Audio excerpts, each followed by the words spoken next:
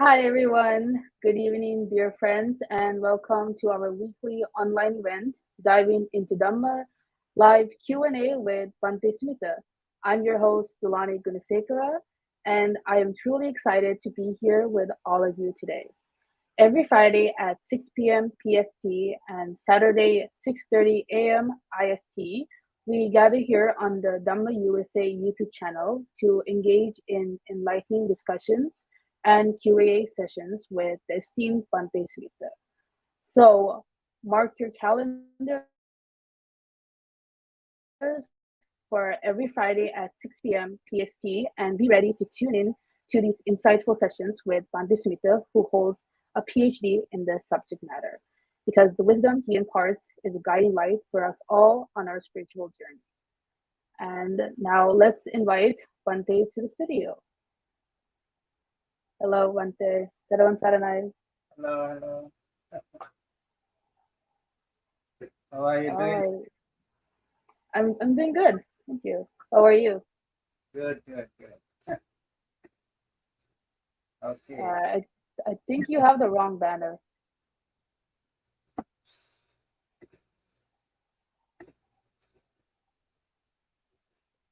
Okay, since there's no questions at the moment, I will ask some of my own.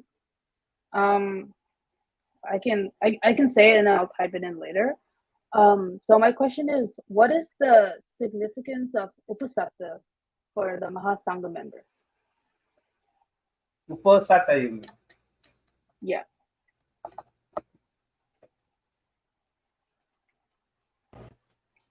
So, Uh, Uposatha is a very special function that is conducted by the Buddhist monks.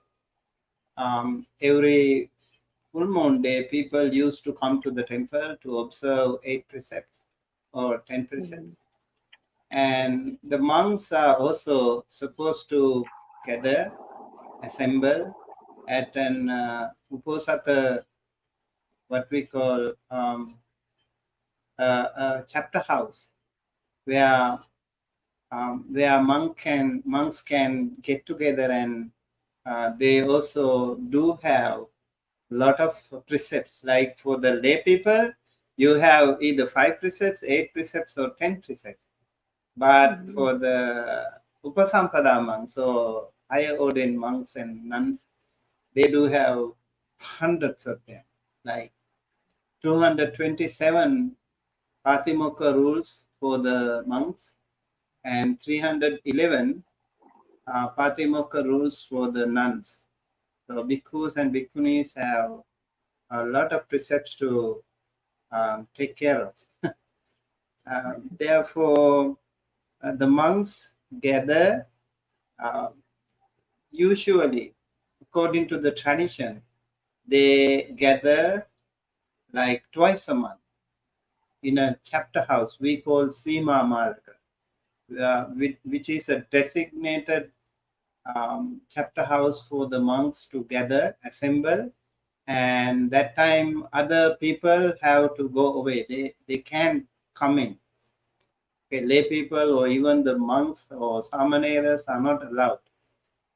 mhm, If they also, before going, they have to do something called apatti desana, where you one-on-one with another Upasampada monk who are going to attend the assembly.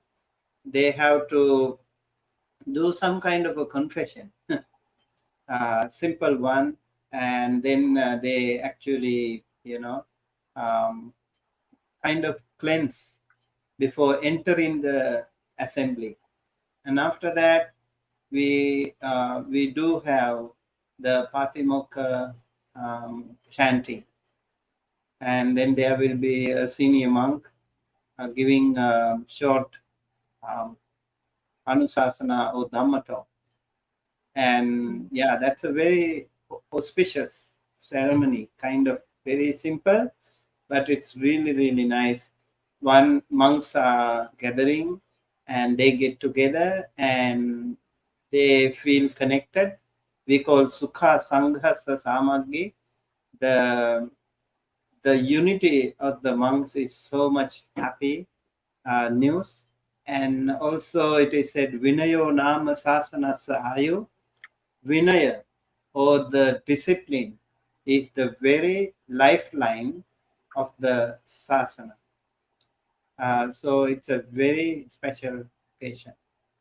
So especially during the Vasana season, the monks gather in the Southern California. We were meeting every Saturday.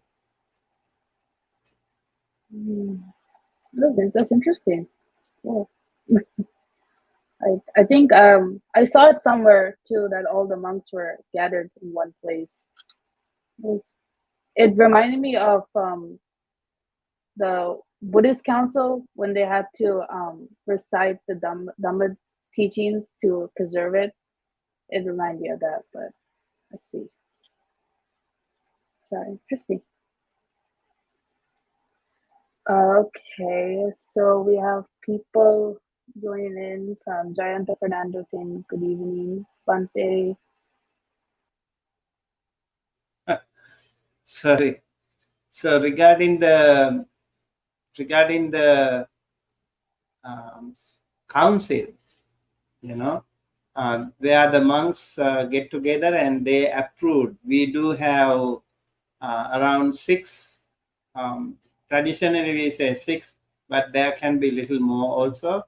So those councils were used by the senior monks to approve the existing code of conduct, and also the Vinaya and the Sutta even. The first council was pretty concerned about the real Buddha words.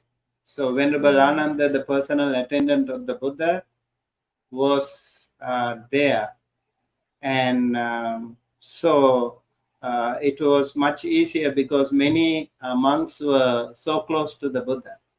So 500 arahants gathered at the Saptaparni cave, and then they approved the existing Dhamma. This is the Dhamma, Vinaya and the Dhamma. And so the respective monks were, the respective monks were assigned to take care of the Dhamma and the Vinaya.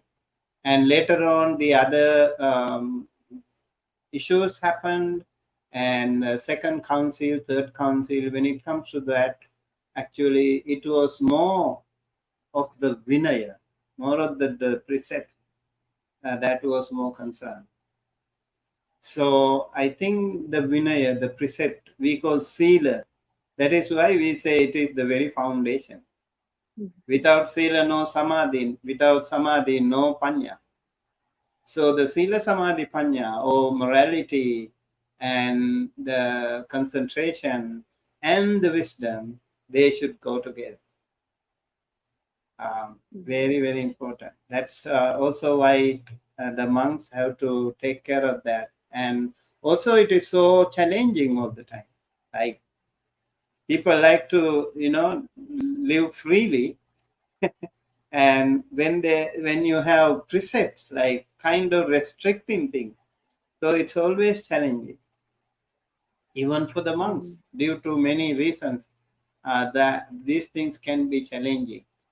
But then again, the committed Mahasangha members, bhikkhus and bhikkhunis, they actually work hard to take care of these precepts. And that is exactly why we have the sasana going on. And that is exactly why we can actually work better for the betterment of the sasana. Yes, okay. Yeah, thank you very much. I also have another question. This question, I had a hard time condensing it, but I think it will be all right to send. So my question is, what would be the recommended practice to help retrieve memory related to reciting Parita chantings from a young age.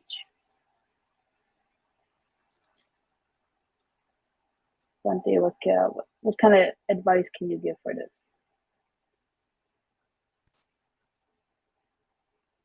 And you're muted again. Bhante, you're muted. So, according to Buddhist tradition, the monks were taking care of the Dhamma. All of them learned the Dhamma by heart. That was a practice. So they were called Bhanakas. So most of the monks who remember long suttas, they were like Venerable Ananda and his students, disciples. They were called Diga Bhanakas. So they were able to remember long suttas.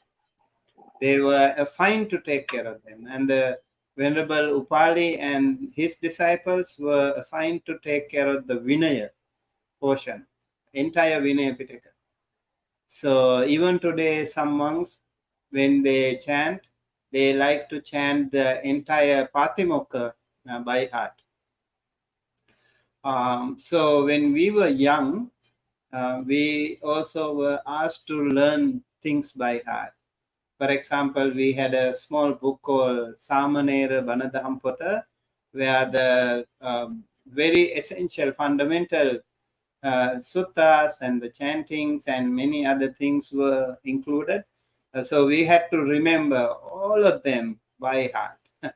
So one thing with this memory practice is the traditional way is you chant it out loud. Okay. So when you chant, when you recite, you kind of speak louder, and then you are not heard. You don't have much distraction, and then you can hear your own voice, and also it is much easier with less distraction, and then repeating. So when we learn something by heart, we go to our preceptor, and then we would recite them by heart, and later in the evening we have to again out loud we have to recite them. We go to the Bodhi tree or the stupa or the bell tower or Dhamma hall or somewhere, then we recite them out loud, so the teacher can overhear us, and then he would be able to correct us too. That is why we do it. And I think if you want to learn by heart, one thing is you need to chant out loud, and you need to chant regularly. This is also why we chant regularly. For example, we do have a protective chanting book we call Mahapiritpata, and we chant every day one sutta every day. So when you keep chanting and your system get used to it, and you already become more familiar with it, easier. And then also there are a lot of repetitions in the suttas. It's the same thing is repeated. This is also part of the practice that we have, because we keep it, we learn it by heart. Therefore, many portions of the suttas are repeated, so it's easier for us to remember.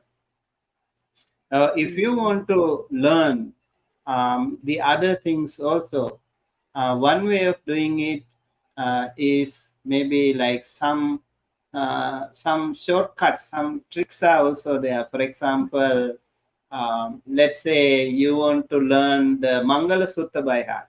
Okay, so Mangala Suttas, the sutta starts evam me sutang ekang samayang bhagava savatyang vedati jetavane anatha pindika sarame athako anyatara devata abhikantaya ratiya abhikantavanna kevala kappang jetavanang obhasetva yena bhagava ten upasankhami upasankhamitva bhagavantang abhivadetva ekamantang atthasi.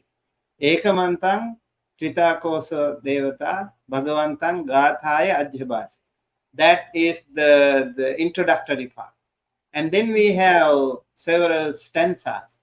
And what I did actually when I was little, I remembered the first letter of each stanza. Okay, first one, for example, Bahu Deva Manusacha, B.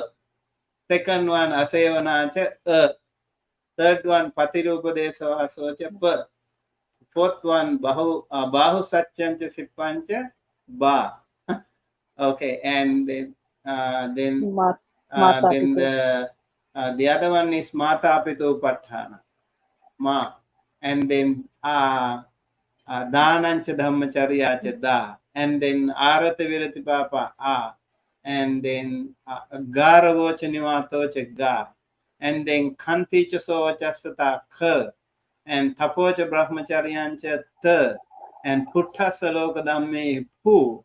And then the final one, A. Ekadikani. So, Ba, A, Ma, Ba, A, Ba, Ba, Ma, A, Da, Ga, Ka, Ta, Pu, A. So that's how I learned. So sometimes you can create some formula or easy way.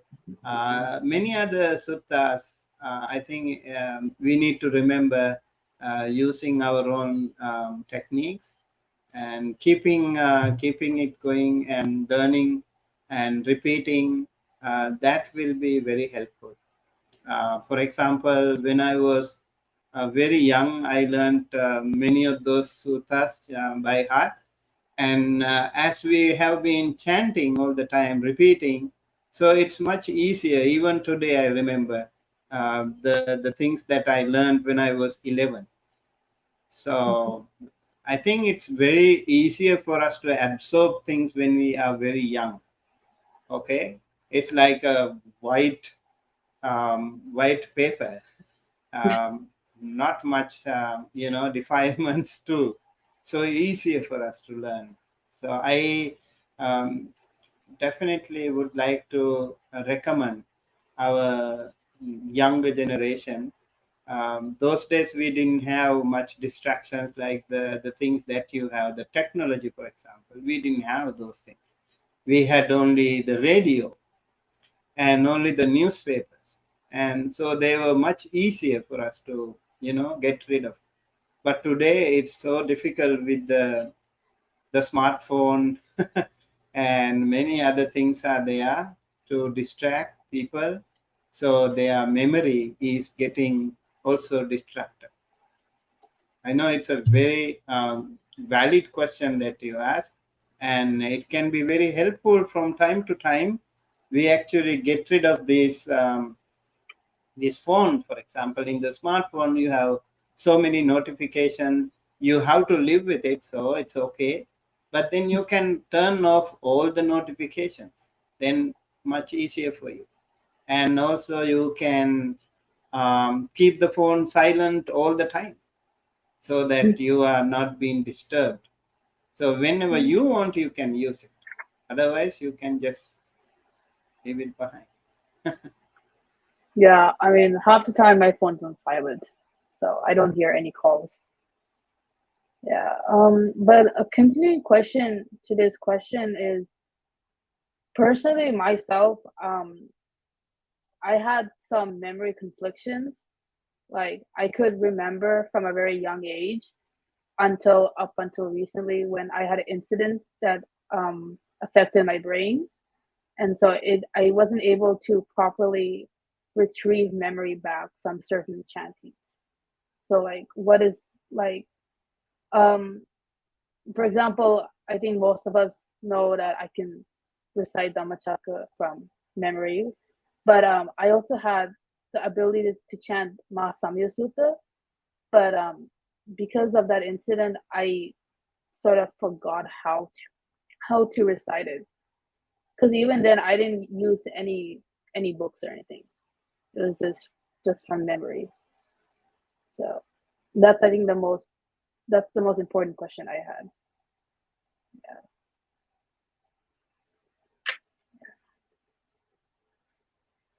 So, I think that's a very interesting issue. Like a lot of young children, for example, they remember things from their previous birth sometimes, right? mhm, And amazing. Like when I was also chanting, learning these suttas by heart, like all these Mahasamaya Sutta, Satipatthana Sutta, these small suttas, and also Atanatya Sutta, we learned by heart. It was not so difficult also, like the Dhammapada and also Pali, declensions, all these things we learn by heart. I think the memory thing is always with us, and it will not be deleted forever. Uh, the memory will be there. Memory will be kind of a loss, but it will not be lost forever. You can retrieve them. Like one way of doing it is to make your mind much more clearer and not too much activities, not too busy. And when you are really busy and stressful and suffering, then your memory can be damaged. It doesn't mean mhm, actually you forget. You will be able to retrieve some. And in our memory, we do have temporary memory layers, and then some we have like a little bit more. If you meet some people, for example, in our lifetime, how many people we have met? We don't remember all of them. And some people, we don't remember their names. And with some people, we still remember. Maybe we didn't even meet them longer, but we remember their names. We remember, we had good memories with some people. It's amazing too. It depends on um, how we actually deal with such people, and our interest with such people or such incidents. Then it can go to our long-term memory. So short-term memory and long-term memory, and it is our duty to make sure that there are certain things that we need to reserve them, we need to save them in our long-term memory. It can happen when we repeat, and when we write down notes, and when we also contemplate, and analyze, and that kind of things, and repeated activities can definitely help us um, save the memory that we have already. And also when we are practicing, when we do practice anapanasati, for example, it's a wonderful meditation technique for all of you to control or improve your memory. It's a really nice practice. And then also metta bhavana, like when you practice metta, that will also be very helpful. And also make sure that you keep learning things, you keep reading new things, new knowledge. um, let's say like you have a good habit of reading books. Okay, mhm, so if you keep reading it, you also can fine tune your brain.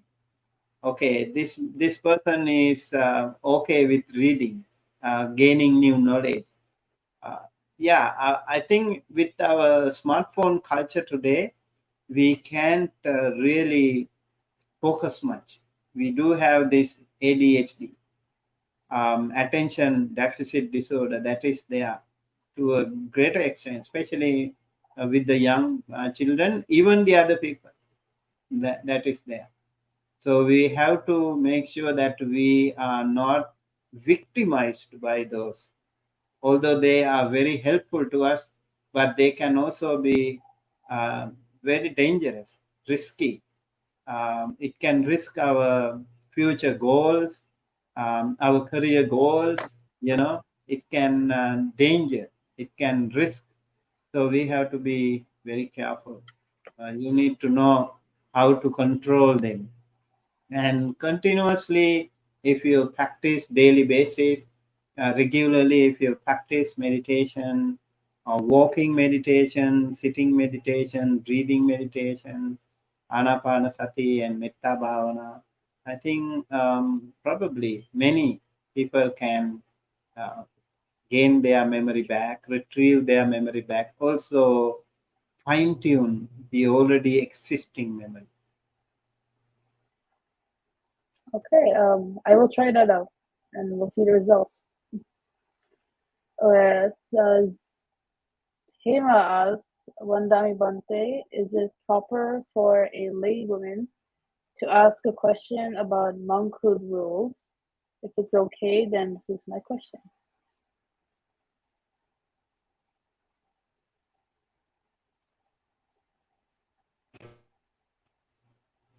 That's actually a good question.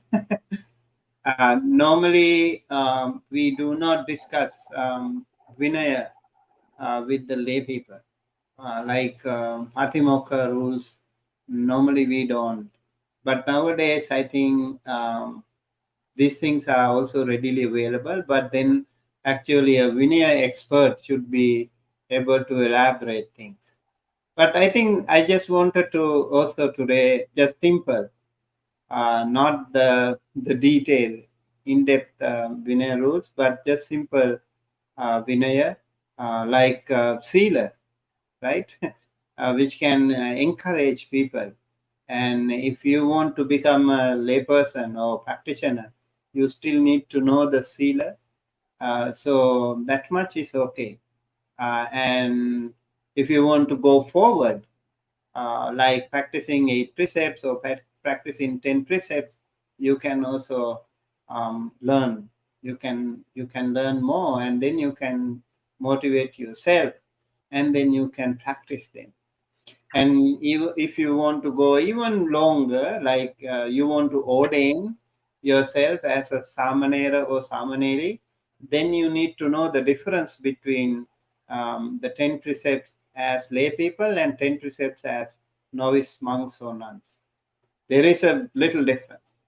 And then if you want to even go further as higher ordained monks or nuns, then you need to learn more about the Vinaya, about the code of conduct.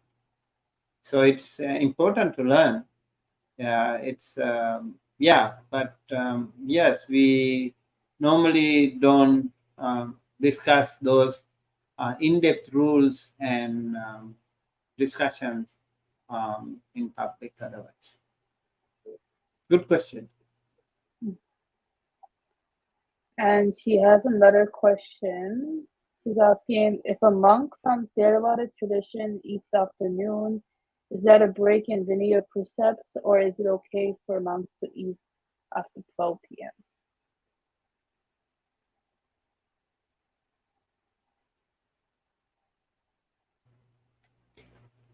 So this one, Vikala Bhojana, even for lay people, you cannot break this rule when you observe 8 precepts, right? Like any solid food after afternoon, you can take, and if you eat, you break the precept. And one more thing you need to remember: out of the 5 precepts, all the precepts can be the rule of the country and also a rule of the Dhamma. So it might break. Like if you kill someone, if you steal something, if you also engage in sexual misconduct, if you tell lies, and then if you drink drugs, alcohol or drugs, can also lead you to prison. You might break the country's law. For example, if you are drunk and drive, and you might lose your driver's license, right? So Mm, 5 precepts are very, very important. And apart from that, the other precepts are actually your own personal practice. Okay. If you eat in the night, nobody will sue you. that, that is your choice. Okay, you decide I'm not going to eat it, because one thing, maybe it is good for the health. And actually the Buddha said in many suttas how important it is when you skip the dinner. It's really helpful. And then the other thing is, you can also practice. It is helpful for your meditation. So if you skip dinner, I recommend actually each and every one of you try this. If you are not finding it so comfortable, like you have gained weight or you have health risks, it is better you skip the dinner. It's really, really important. And many monks, they know how to do it, and they don't get sick. The less you eat, actually the less toxic your body becomes, because most of the food we eat are toxic. That is the truth. They're not good. So we have to control our mouth, not only taking things inside, but also taking things outside. Right? When we say things, we have to be careful. Same thing. We have to take things in. We have to be careful too. So we call it guarding the mouth. Uh, so the craving for food is a very difficult thing. Craving for food, very difficult thing to control. A lot of people they love all different kinds of food. And then here we have a way to control, how to let go things, or how to give up things. This is one way of doing it. First thing is your favorite food, right there, very delicious, yummy. You want to really eat it, and you're not going to eat it. You see it, it's like mouth watering, very delicious, good looking, but you're not going to eat it. That's the way you control your senses, your craving for food.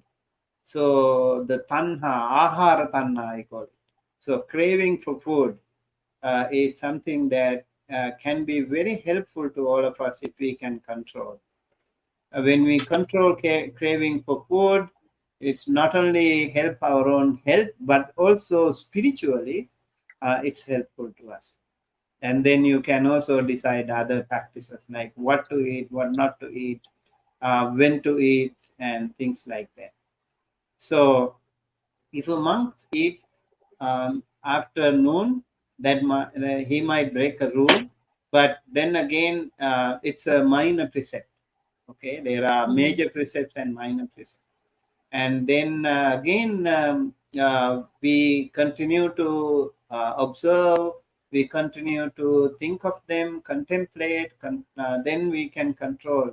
Then we don't, um, like when we are with our good friends, Kalyanam with the friends, then they also encourage us, don't eat. And it's not only Vinaya, but also for your health, it's helpful. Okay, even for lay people, you should try at least 4 times a month. Skip the dinner. That will be very helpful. Thank you, Bhante. Uh, she is appreciating your answers and she is very thankful. She asks another question. Bhante, what age for young monks, like age of 5 years old to teenagers, to fully follow the rules of not eating after noon?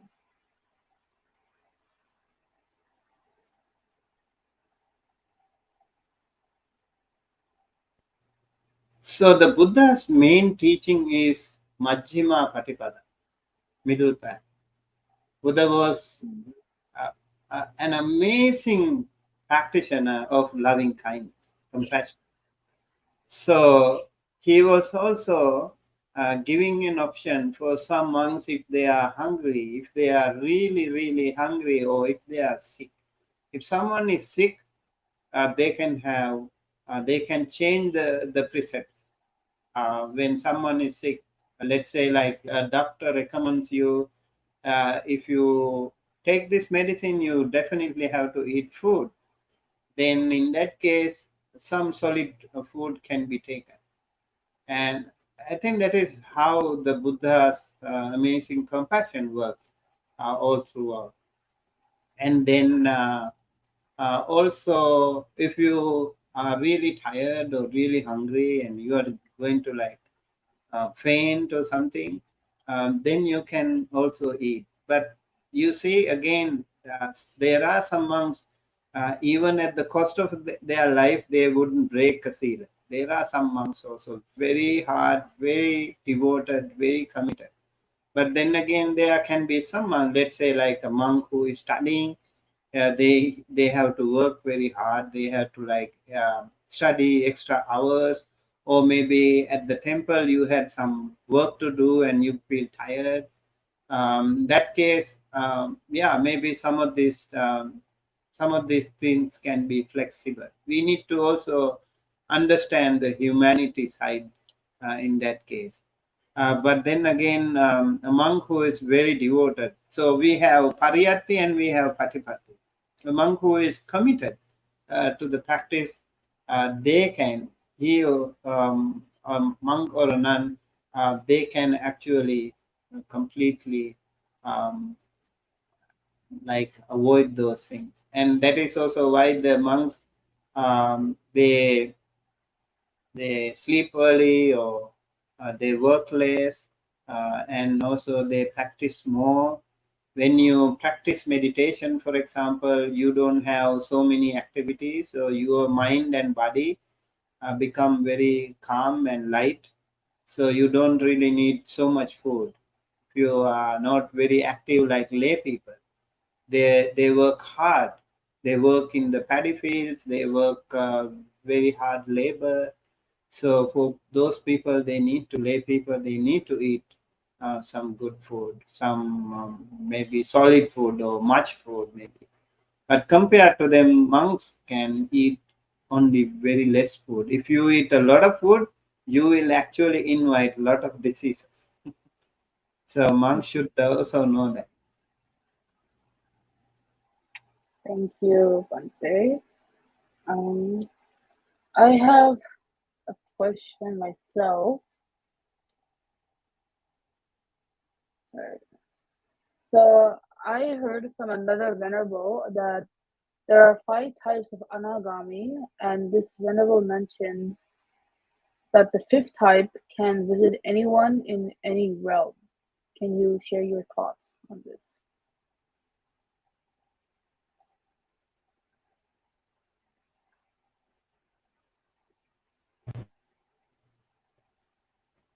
Um, well,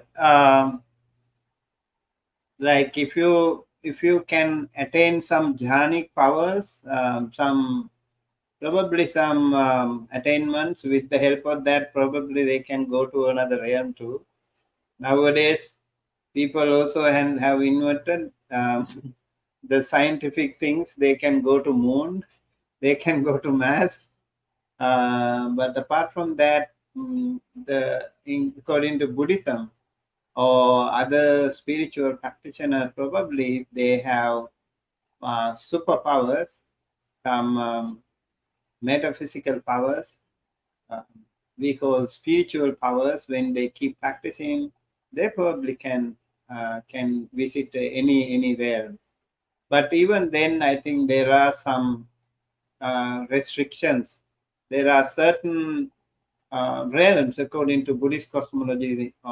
Not everyone can go. For example, Venerable Moggallana could go to many places, even to the lower realms. You know, those places can be very, very disturbing on the one hand. So you have to be really strong within to see such sentient beings with so weird looking, and also the kind of enormous suffering they have. Imagine, like it's good that you don't go there and you don't see them, because you will get very disturbed. You will have traumatized after those experiences if you go. So you need to be really strong within, first of all. And even with the devas or the heavenly realms, celestial realms, I think one has to be much more stronger to see their bright light. So probably these naked eyes are not sufficient enough. We can sustain such illumination, such shining stars. It will be hard, and also you might get scared. You might be shocked. That is why we need to be strong within, first of all. These are not simple things. Imagine like you have the clairvoyance, okay? So you can see things like across the walls. You can see. Or already we see so many things and we get upset. We get shocked. And if you see some of those really, really unfortunate, miserable sentient beings, you won't be able to sustain. It will be so hard. So it's better you don't. If you go to maybe like some other realms, there can be, good and bad. But the most important thing is not that superpower, but to cross this sansara. That is the most important thing. So the Buddha also did not encourage or did not, highlight those things much. Although there can be some monks who can really fly, or who can really hear, or clairvoyance or clairaudience, or they can probably do many things, read the minds. Many things can be done. Also levitating. These things can be done. Probably there are some monks who can do these things even today, but they probably don't, come forward, and they don't advertise these things. They live very simple and humble life, and they stay mostly secluded, because if you are dealing with society, it will be hard for you to also concentrate. Those jhanic powers need a lot of attention. So I think my idea is just focus on the elimination of the defilements. Of course, if you are lucky, you can probably get samatha and vipassana both. If you practice hand in hand, um, you might be able to improve some extra sensory perceptions, for sure. Thank you, Bhante. And to add to that, I wasn't really interested in that concept. He just happened to mention it. But yeah, I just wanted to hear thoughts on like what you thought as well. Um, as of now, we don't have any more questions. So, what would you like to do, Bante?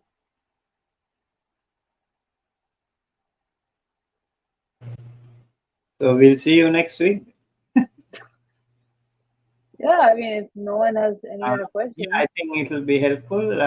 That was good enough. I think today we had a good discussion, and looking forward to seeing you again next week. so it seems like we are coming close to the ending of our session today, but I would like to thank Bante for your insightful and elaborate answers to all of our questions. We all appreciate your valuable time to come here and share your wisdom and knowledge with our friends from all over the globe online. And as a reminder for all our viewers watching, please make sure you're following on Dhamma USA's socials, YouTube, and Facebook to be updated with the latest notifications and content. And additionally, if there were any questions that were unable to be answered, or you couldn't think of any, you can always bring them up in our next Friday session at 6 p.m. Thank you once again for our viewers to join us, and we look forward to seeing you every Friday at 6 p.m. PST for Diving into Dhamma live Q&A with Bhante Sumitta. Before I end, may I ask Bhante to deliver some blessings for us?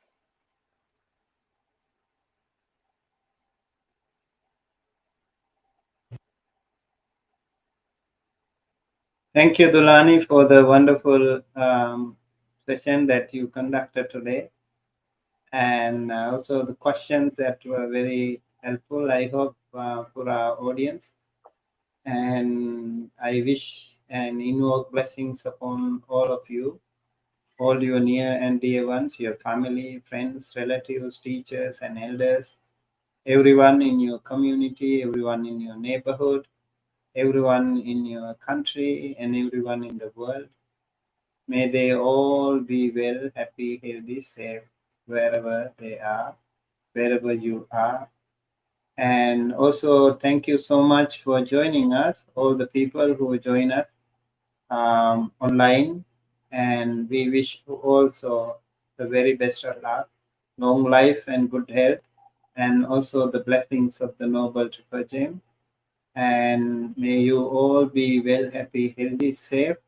May the Noble Triple Gem bless you, help you, protect you, and guide you towards the right path. May all of us be able to attain the supreme bliss of Nibbana at the end of our samsara as soon as possible. With that, I would shortly chant to invoke blessings upon all of you.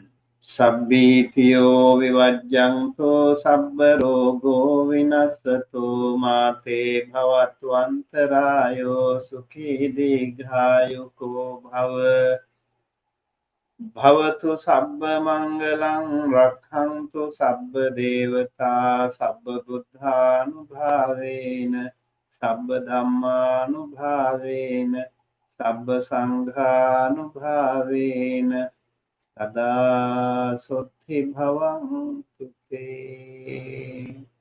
Sadhu, sadhu, sadhu. Thank you for the amazing blessings, and thank you all for joining. May everyone be well and happy. Saranai.